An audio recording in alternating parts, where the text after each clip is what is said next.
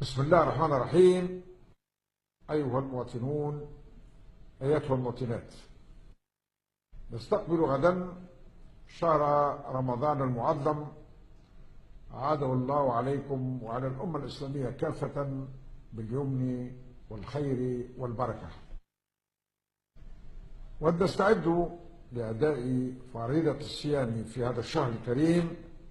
بروح عالية من الإيمان والتقوى والمثابرة على الجهد والبذل وعلى العمل المفيد والسلوك الحميد.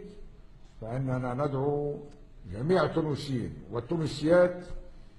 إلى أن يجسموا في شهر البر والرحمة والتسامح روح التكافل والتضامن المتأصلة في شعبنا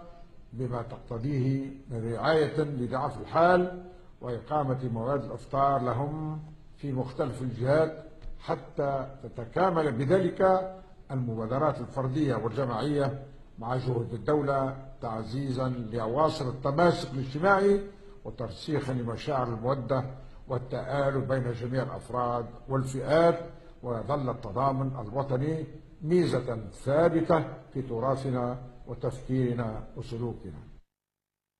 كما أدعو جميع مواطنينا ومواطناتنا بهذه المناسبة الكريمة إلى تكريس قيمنا الدينية والفكرية والاجتماعية الفضلة،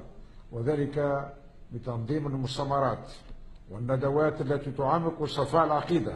وخالص الإيمان وتنير العقول وتزكي النفوس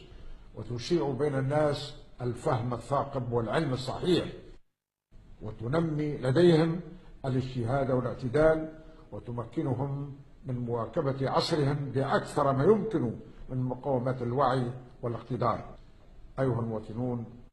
أيتها المواطنات، أجدد لكم التهنئة بحلول هذا الشهر الفضيل، راجيا من الله أن يكون طالع خير وسعادة لكل تونسيين وتونسيات داخل الوطن وخارجه، ولجميع المسلمين والمسلمات في مشارق الأرض ومغاربها، وكل رمضان وأنتم بخير، وكل رمضان وتونس بخير، والسلام عليكم ورحمة الله وبركاته.